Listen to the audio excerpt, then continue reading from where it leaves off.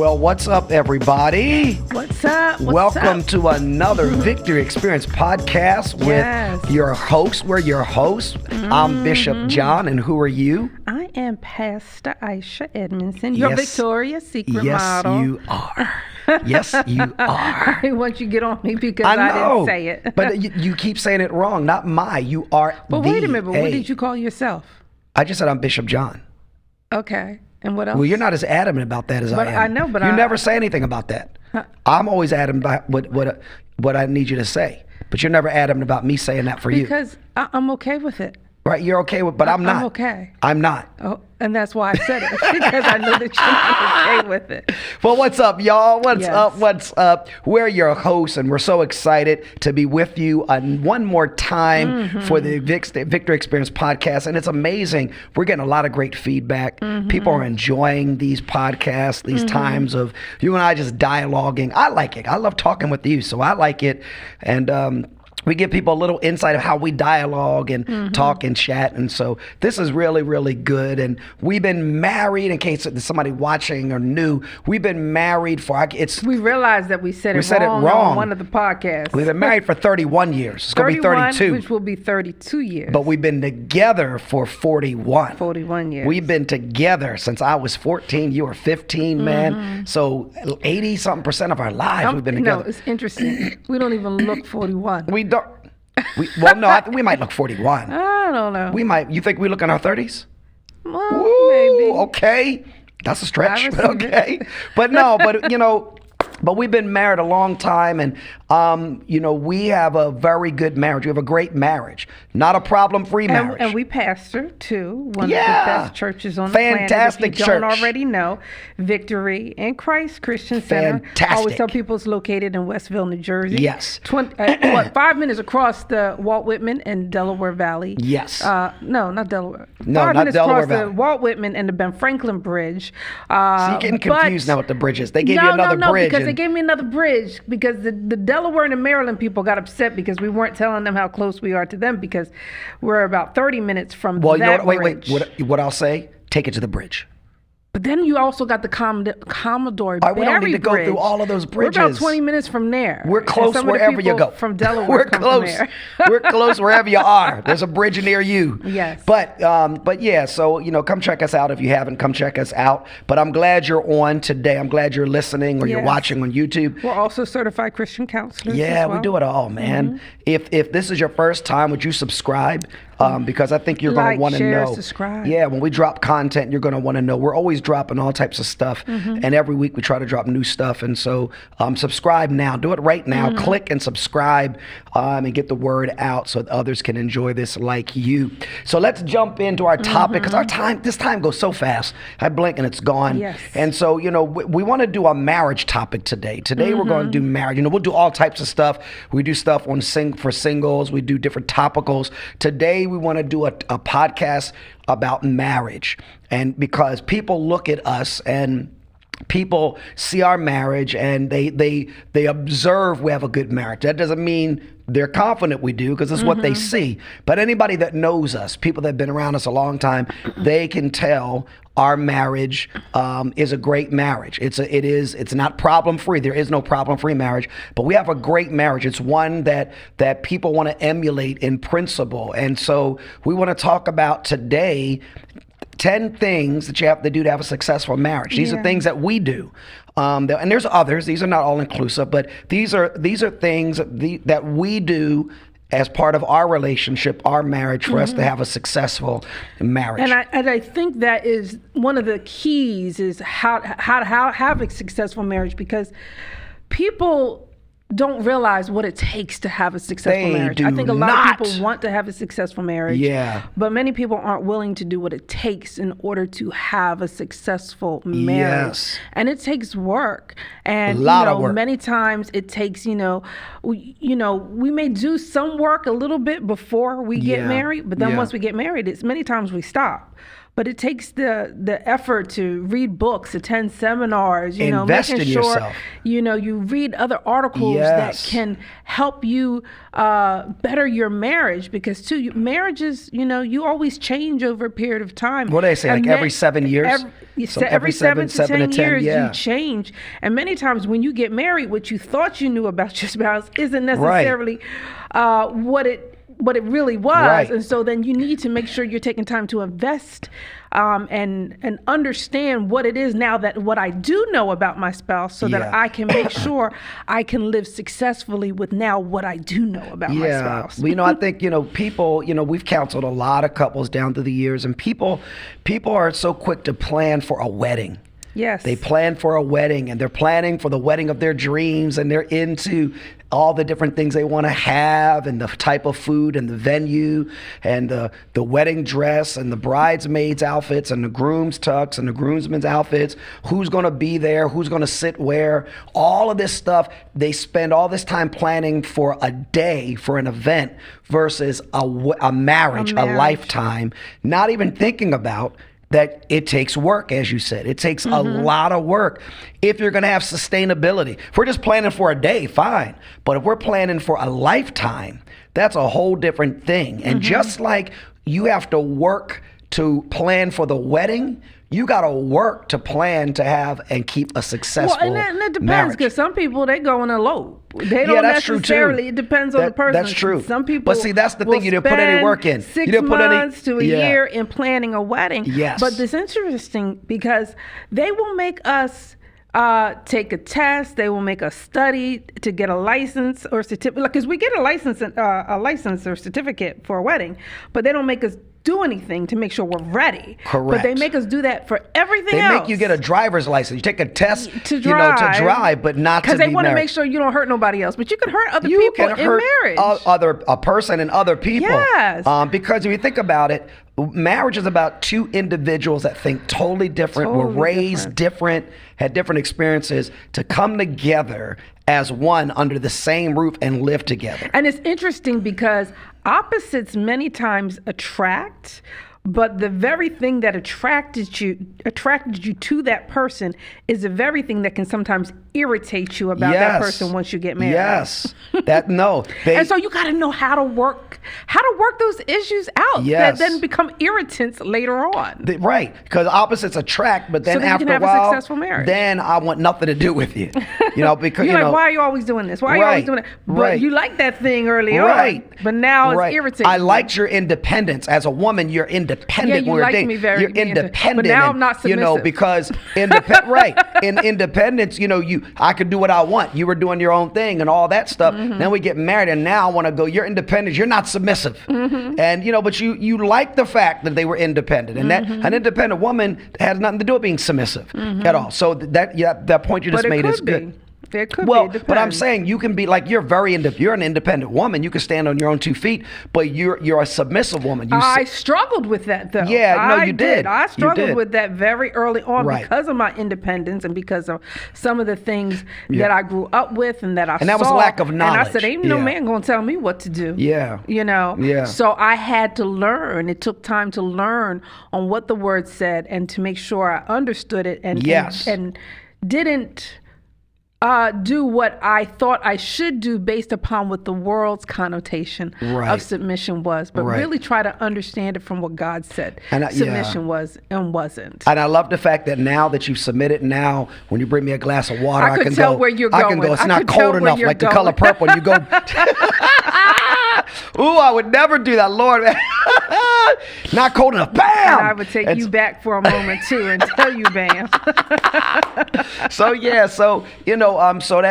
this is really good today. This is going to be really good, as we now really talk about things in our marriage, that, things that we do to have a successful marriage. And not just what we do. These are things we've learned to do, or we've had to be mindful of, but it's really going to be good. So whether you are married, this will definitely be for you. If you're in a serious relationship, you need to know these. If you're in dating, these are things you have to use as a guide determining whether you're going to go forward to make a relationship serious. And if you're single wanting to be married, then these are things that you need to know. And if you're single and you don't want to be married, then just go along for the ride and hear what we got to say.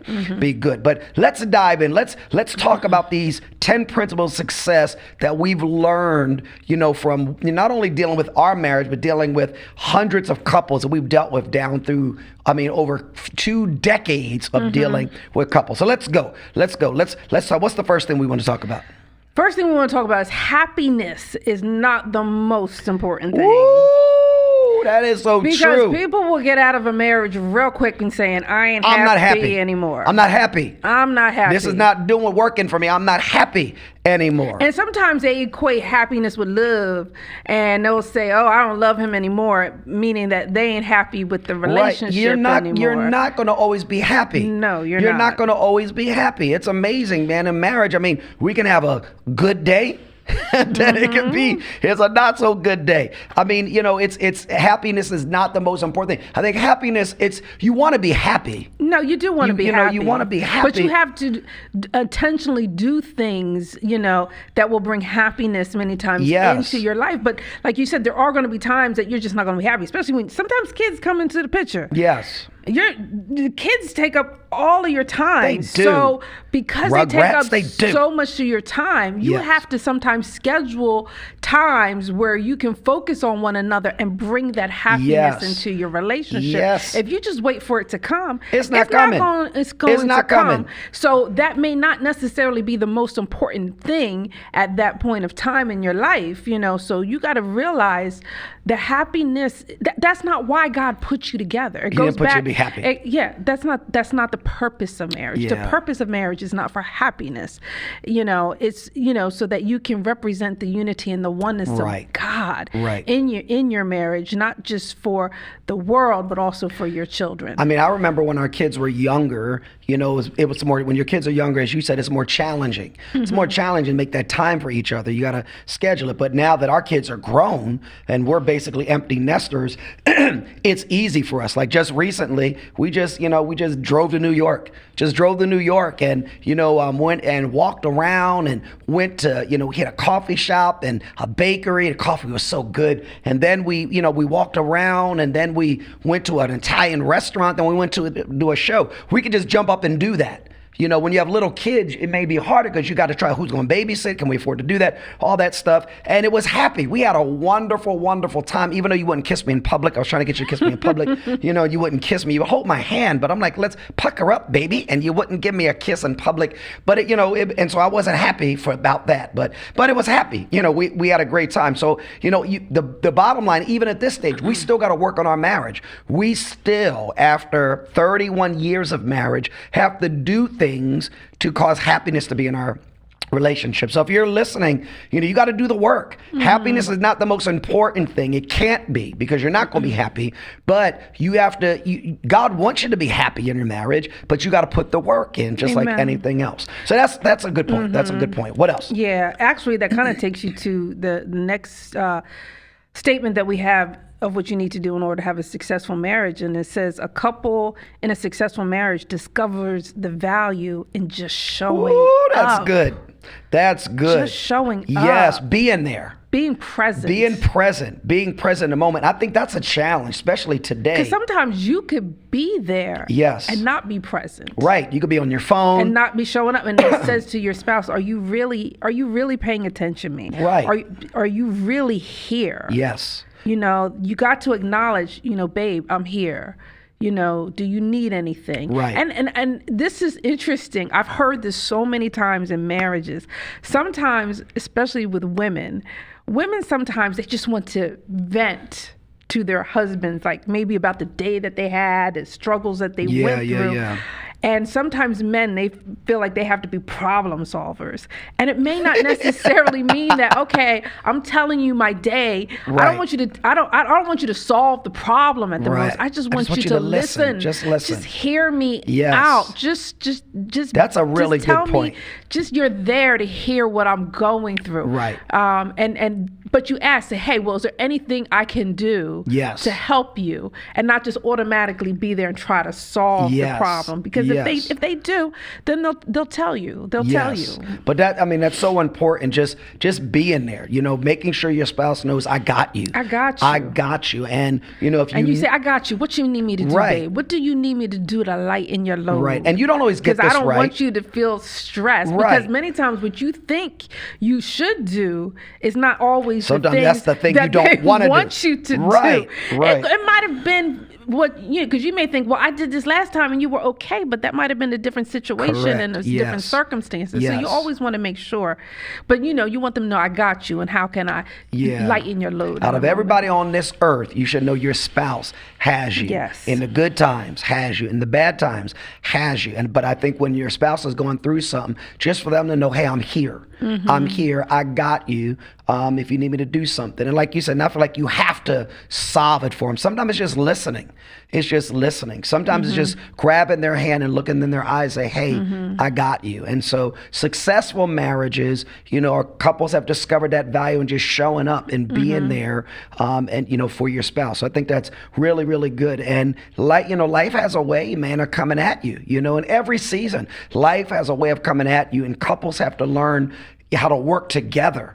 In stressful times, work together and be there for each other. And I think this is important, knowing that, even in a moment of emotional just stress, I'm feeling, I might start crying, and it's okay. It's okay. It's not wrong. You don't have to be strong all the time. You can, in front of your spouse, if you're just upset, you should be able to be upset. And, if you're crying and your spouse just doesn't take it personal, like you might not be a crier, but your spouse is, and just like, hey, it's okay. I know sometimes with you and I, like arguing, we'll kind of bring it back to holding hands or reminded that we're best friends and we got, let's work it out. We're best friends, and that kind of puts it in perspective. So, and it actually takes you to the next. Well, let's just roll. Next one. If you do what you always do, you will get the same result. Oh, yeah. And you gotta be mindful of that. This is a good bob and weave statement. Because again, like we just talked about, you can't necessarily assume, well, well, I did this last time and that helped, Right. Well, this is not necessarily the very same situation. Right. Or circumstance. So you got to make sure, one, you communicate, you have understanding of what the person is, so that you know how to solve the problem, or if they want you to even solve the problem, because the problem may not even be yours to solve. Yeah. So, and the one thing I always say, many times our problems are not necessarily our problems, but how we resolve the problems can be what our problems are, because we're not taking the time to resolve the problem the right way. That's just like the Bible says, study to rightly divide the word of study to show yourself approved, so that you can rightly divide the word of truth. Because not every word that's in the Bible you use it the same way for every situation. Go ahead and be a theologian. That's so good. You got to know how to solve your problems differently, and you can't just automatically say that I'm always going to do the same thing and expect to get the same result. I mean, somebody said, didn't they say that definition of insanity is doing the same thing over and over and expecting a different result? So you got to know that you're not always going to handle things the same, because your spouse might be in a different place, or you might be in a different place. So it's not a matter of always doing the same thing. It's bob and weave. And sometimes we don't do anything at all. Right. And just hope that it goes away. Yeah, and it's never going away. And it's never going away. But sometimes if you just do minor changes to something, then that will help. If you do nothing, you know where it's going? Under the rug. And it's going to stay there and get company, because more is going to come under, and then it's going to be a major bump and blow up. So it's... But that's interesting too, because a lot of times people won't say anything, or they won't do anything because they're concerned of a blow up.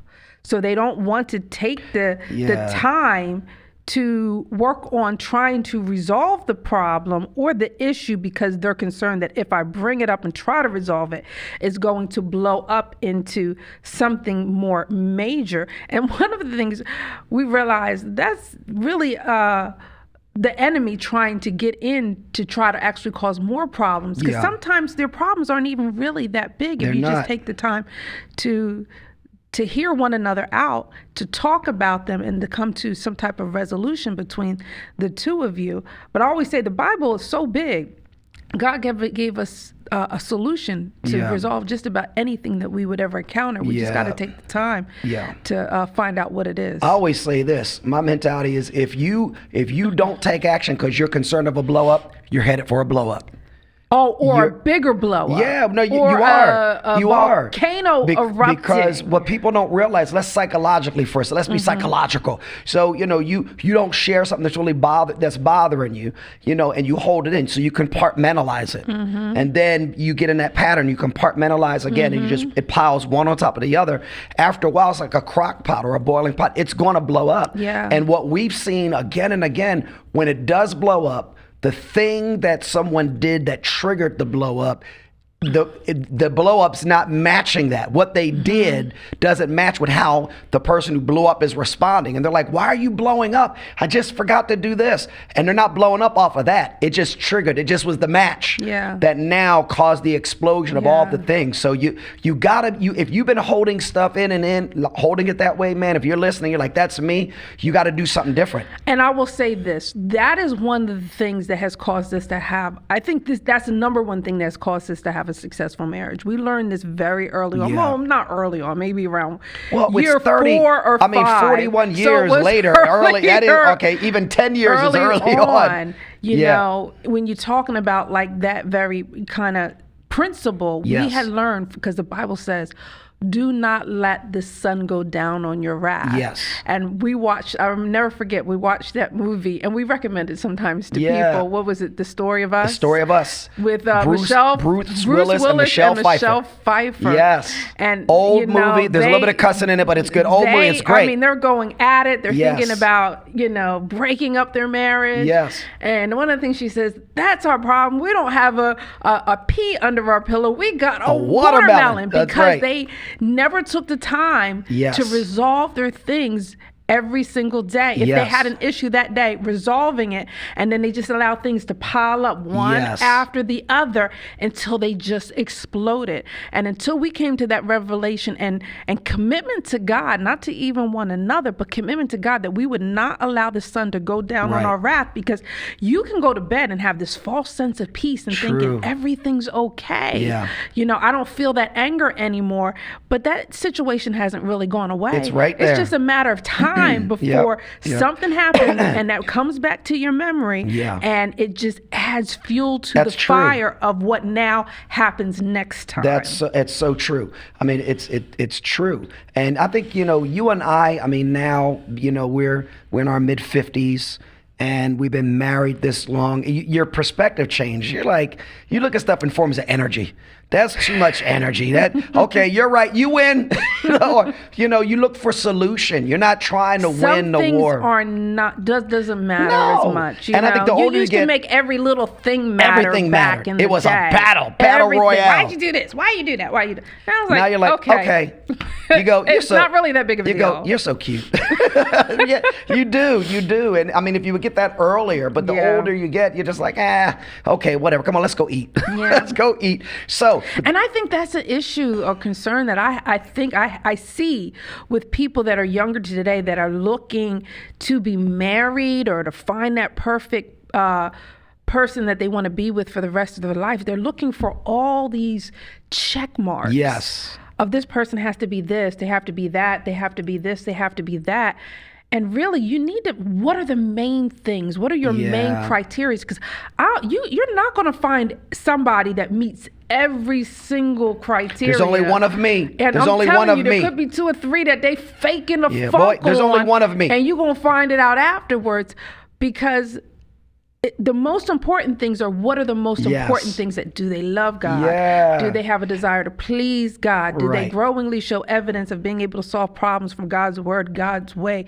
Do they love you unconditionally even when you work their last nerve? There's certain things that you should be able to see over a period of time. And maybe them dropping their drawers on the floor, does it irritate you? Yes, but is it a deal breaker? Right. You got to know what your deal breakers are and what your deal breakers aren't, what you can live with and what you can't. Yeah, because everything is not going to be hunky-dory. Nobody meets after all the a check period of marks time. because there's only one of me. God broke them all when he made me.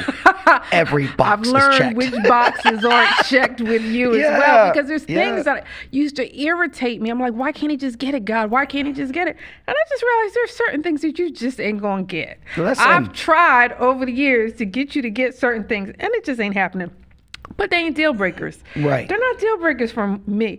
What matters the most with me, you check those boxes. And I think that's what people need to really get in relationships. Otherwise, you're just gonna be single for the rest of your life. Yeah, you check all the boxes for me. You check all of them. No, I don't. All of them. I don't even check all the boxes. You check for all myself of them. No, I checked them for you. I checked them for you. Okay. But no, because you're my Victoria's Secret model. But so stop trying to find somebody who checks all the boxes, because that's not going to happen. Amen. You got to go what is really important and what am I okay with. So we're running out of time. So let's kind of. That was a good one. I didn't expect to go there, but it's good. But it was necessary, because it's good. I think that's been irritating me lately of what I've been seeing, especially with this generation coming up. I'm so glad that's not directed towards me. Be irritated towards them.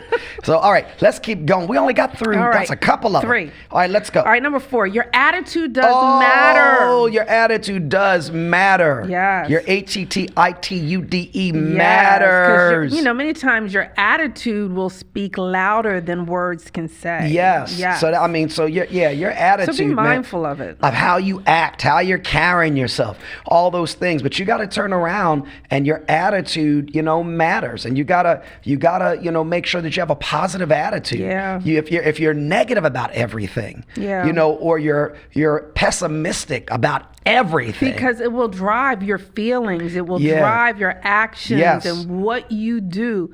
So you have to many times change your attitude. Yes. Because nobody wants to be around anybody that got Can a I say, do I feel like a stank? A stank. Oh, you said stank. A stank attitude. So the people listening, your attitude stank. So you got to change that. You're real negative on everything. And John Maxwell says your attitude determines your altitude and how far you will go in life, how far you will go in relationships, how far you will go in your marriage. So you have to change how you think. Some people are like, oh, my marriage is never going to change. It's never going to be better. He always does this. Start saying the opposite. Start speaking life. Change your attitude. Why? What's the Bible say? There's life and death in the power of our tongue. Come and on. We eat the fruit of what we speak. Yes. So, all right. So you gotta have an attitude change, an attitude adjustment. Let's keep going. And that takes us into the next one, which is 5. Change your mind.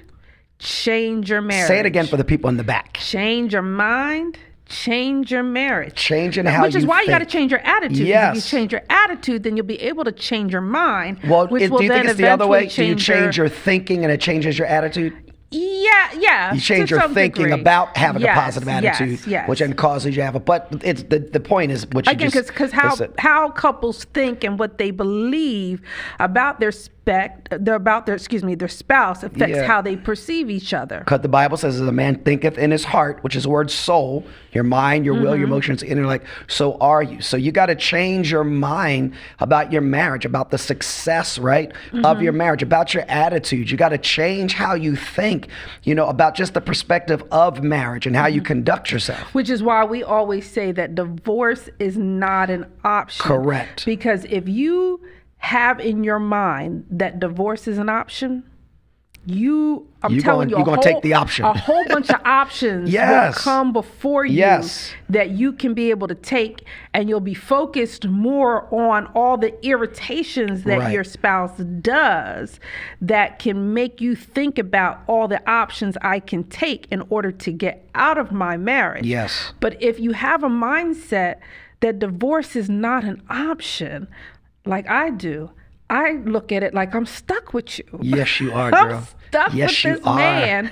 So because I'm stuck with this man and I can't get out, I don't want to live unhappy with him. Yes. So I have to find out what are the solutions to have a happy or successful marriage. Right. What do I need to do? What do we need to do? And allow that to be the focus versus trying to find a way out of the marriage. It's only when divorce is no longer an option that it's not an option. Yes. It's only when it's no longer an option, it truly then isn't an option. With you and I, it really isn't an option. It's not on our mind. It's not on our vocabulary. You know, we're in this all the way till the end, the good, the bad, the ugly, because we've truly made divorce not an option. But let's do the next one. Let's do the next one. This is a good one. Listen, Linda. Listen, Linda. Divorce is an option. This will be a possibility. Yes. The grass is greenest where you water it. So that comes out of people think the grass is greener on the other side. On the other side. But really, the grass is greenest where you water it. Yes. But if divorce is an option, you'll be thinking that the grass is greener on the other side. Yes. But if divorce is not an option, then you'll be focusing on watering your own grass. Water your own lawn. Then make your Put some grass fertilizer, greener. trim it, cut it. Come on. No, because people will, when they're focusing on the grass being greener on the other side, couples that focus on that. You take time to water it, to cultivate it. Yeah, but no, I was saying, I wasn't saying that. I was saying when couples that are focusing on the grass is greener on the other side, because they're not watering their own grass. And it's never what you perceive it to be.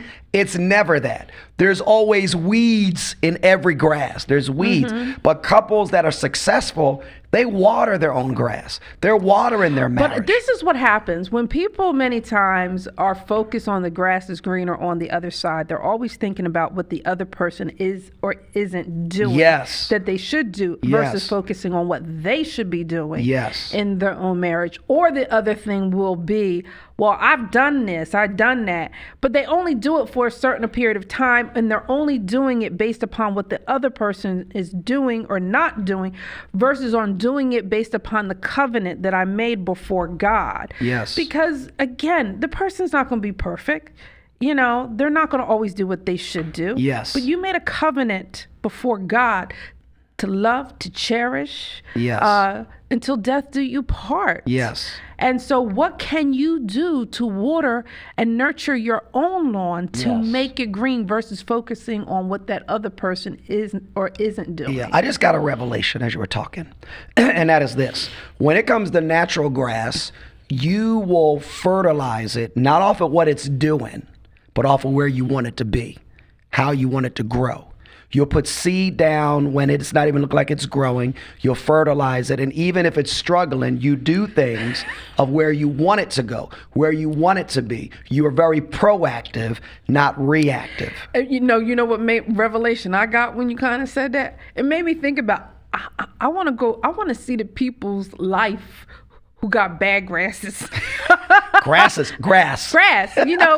lawn, it probably makes a statement. If you see people take care of the grass, that could probably be a great indication of how their life is. Yes. But when you see somebody's lawn. But somebody that just does not take care of their lawn. But now watch this. When you see somebody's lawn that's nice, they're putting time in. Effort. Either they're doing it or they're investing financially in a company to do it, but they're aware of it. What's our neighbor across the street? The time and effort that he puts on. Oh, Greg. Yes, Greg. If you're listening to this, what's up, Greg?